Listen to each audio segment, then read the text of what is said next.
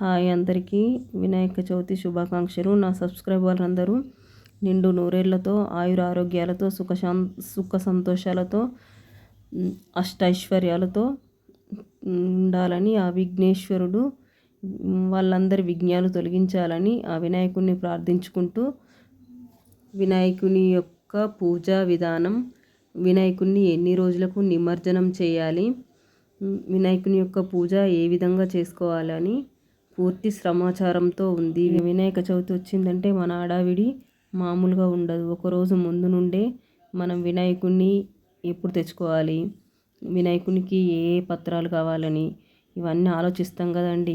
ఇక పొద్దున్నే మబ్బున 4 గంటలకు లేస్తాం మేమైతే. ఇక ఇల్లు మొత్తం క్లీన్ చేస్తాం. ఇల్లు క్లీన్ చేసుకొని బయట ఆకిల్సన్ పూజ చేసుకొని పండుగ అంటే మంచిగా ముగ్గులు, గడపకు పసుపు కుంకుమ, తోరణం కట్టుకునుడు ఇవన్నీ మంచిగా అయితే ఇంట్లో దేవుణ్ణి పూజ రూమ్లో దేవుళ్ళను అయితే పూజించుకుంటాం.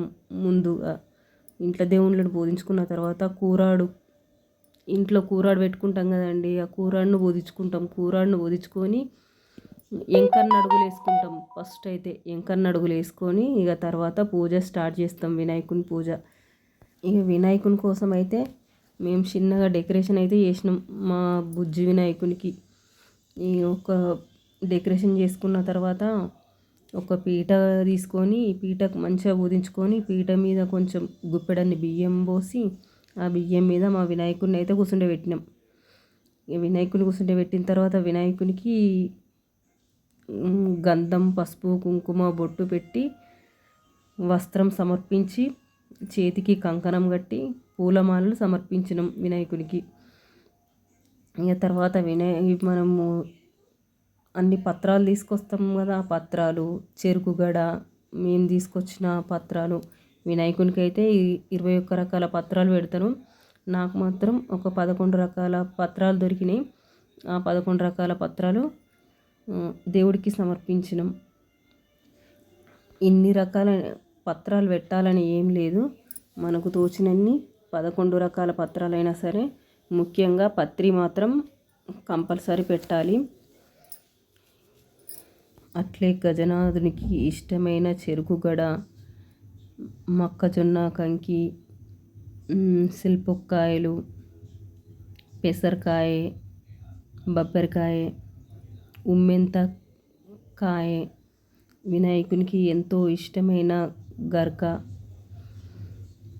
ఇవన్నీ తీసుకొచ్చి వినాయకుని దగ్గరనైతే వినాయకునికి ఇష్టమైన ప్రసాదాలు చప్పటి ఉండ్రాళ్ళు అంటే వినాయకునికి చాలా ఇష్టం.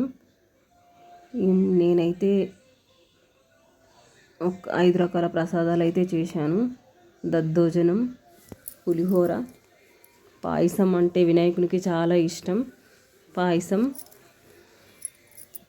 తుమ్మికూర అంటే కూడా వినాయకునికి చాలా ఇష్టం. తుమ్మికూర అది కూడా పెట్టాము. అది తుమ్మికూర అంటే మీ సైడు తెలుసో తెలియదో, మా సైడ్ మాత్రం తుమ్మికూర, చింతకాయ పచ్చడి.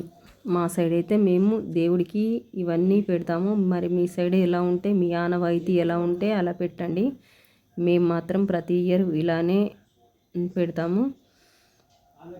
ఈ వినాయకునికి కుంకుమ, పసుపు, గంధం, అక్షంతలు వేసుకుంటూ ఓం గణపతాయ నమః, ఓం గణేశాయ నమః అనుకుంటూ కుంకుమ పసుపు అయితే వేసుకోవాలి. విఘ్నేశునికి కొబ్బరికాయ కొట్టి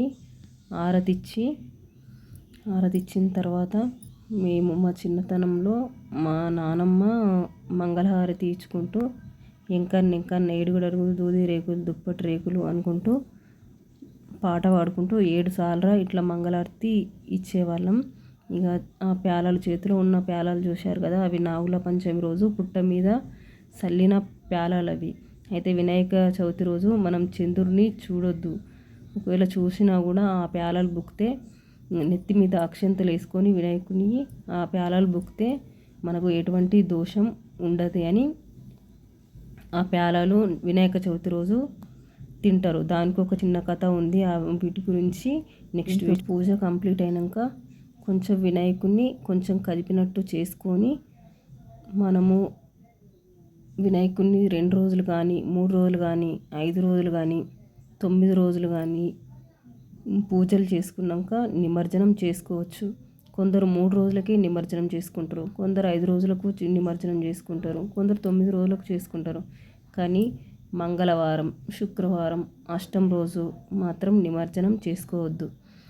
మనం ఎన్ని రోజులకు నిమజ్జనం చేసినామన్నది కాదు, మనం ఎంత భక్తితో ఎంత మంచిగా ఎంత మంచిగా పూజ చేసుకున్నాం అన్నదే ముఖ్యం. 36 కోట్ల దేవుళ్ళల్లో ముందుగా పూజ చేసేది ఆ వినాయకునికి, ఆ గణేశునికి, ఆ గణనాథునికి మాత్రమే. ఎంత మంచిగా చేసుకుంటే మన విఘ్నాలన్నీ తొలగిస్తాడు ఆ గణేశుడు. మేమైతే ఈ విధంగా పూజ కంప్లీట్ చేసుకున్నాము. మీరు ఎలా చేశారో